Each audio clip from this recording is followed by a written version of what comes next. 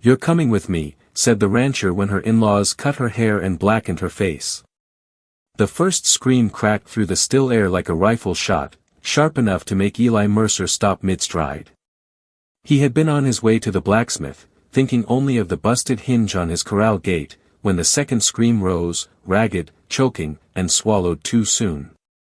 Something in its sound pulled at a place in him that had been quiet for years, the place that recognized fear when it was too raw to hide.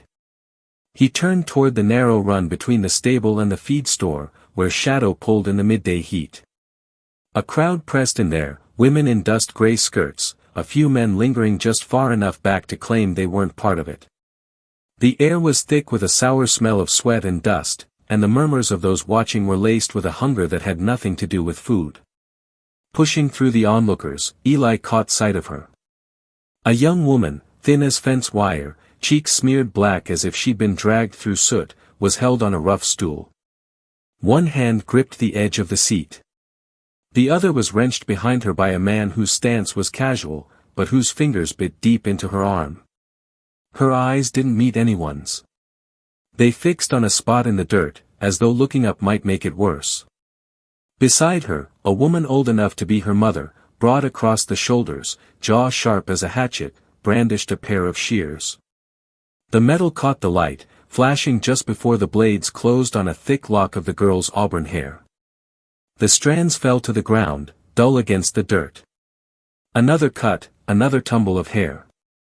The older woman's voice was like a lash, each word meant to sting. Shameful, lazy, worthless. She spoke loud enough for the onlookers to hear, loud enough to etch her verdict into the air. Eli didn't stop to think.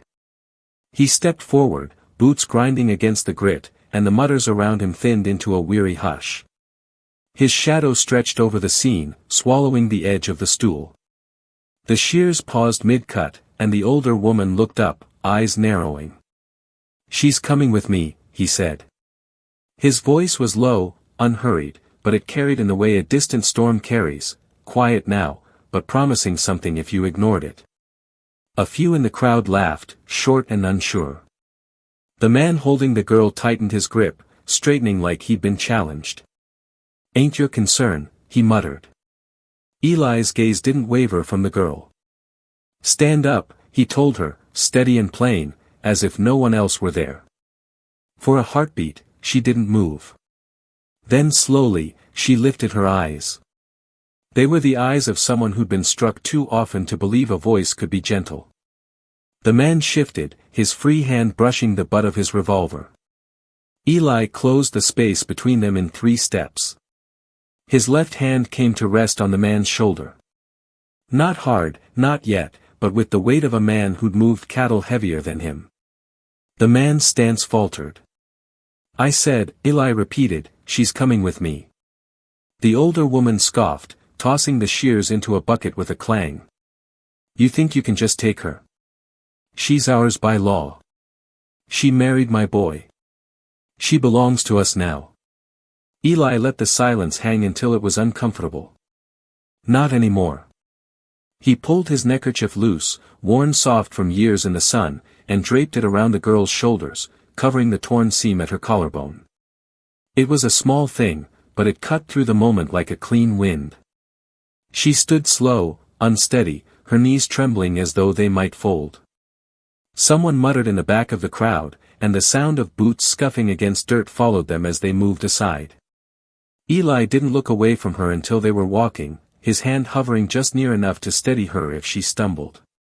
They stepped into the sunlight, the heat slamming down like a physical thing. Whispers followed, names, curses, guesses, but they slid off Eli like rain off oilskin. They reached his horse, tied at the post near the corner of the store. The gelding turned his head as they approached, ears flicking. The girl stopped short. The saddle seemed too high, the leap too far. Eli didn't ask permission. His arm slid under her easily, lifting her like she weighed no more than a sack of grain. He set her in the saddle in front of him, her spine rigid until his arm came around to catch the reins. They moved out at a walk, the steady rhythm of hooves marking the distance between them and the crowd. Eli didn't look back, but he knew eyes followed them until the bend in the road took them out of sight. The town gave way to open land. Sagebrush, dry creek beds, the horizon drawn sharp against the sky. She kept her gaze ahead, her hands clenched in her lap, knuckles pale. A lock of hair, cut uneven, stirred against her cheek in the breeze. After a mile, her breathing slowed, though she still sat stiff as a fence post.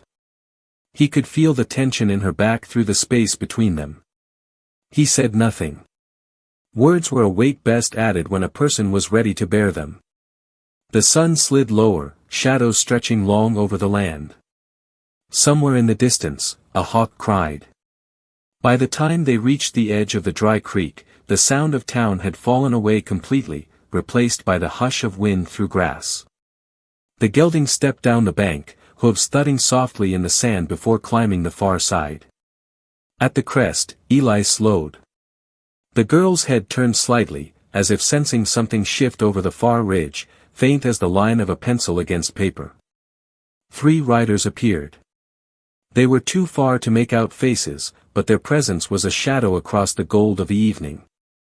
Eli's hand tightened on the reins. He felt her go still in front of him. The air between them suddenly taut. Neither spoke, but in that quiet, both knew this wasn't over. The gelding's hooves found the narrow trail that wound away from the creek, climbing into country where the grass lay flattened by wind and the sky seemed to rest heavy on the earth. The young woman sat in front of Eli, her shoulders taut, the borrowed neckerchief still clutched in one hand as though it were the only thing tethering her to the moment. She did not look back toward the ridge where those distant riders had been. Neither did he, though he felt the knowledge of them as sure as a nail driven into green wood. The road was long, a ribbon of pale dust threading through sage and scattered mesquite. Near dusk, they crested a rise and the cabin came into view, small weathered boards bleached by years of sun, a slanting porch, smoke just beginning to curl from the stovepipe. Below, the pasture rolled out toward a windmill that creaked in the breeze. A pair of cattle raised their heads, chewing lazily before going back to the grass. Eli slowed the horse to a walk. "We'll stop here." It was the first thing he'd said in miles. She nodded without meeting his gaze. When the gelding halted at the porch, he swung down and turned to lift her. She stiffened at his touch, then allowed him to ease her to the ground. Her boots landed on the step with a muted thud. "Sit," he said, tilting his head toward the bench by the door. "I'll bring water." She obeyed, lowering herself to the bench's far end, the flannel shirt he'd left in the saddle still draped over her lap.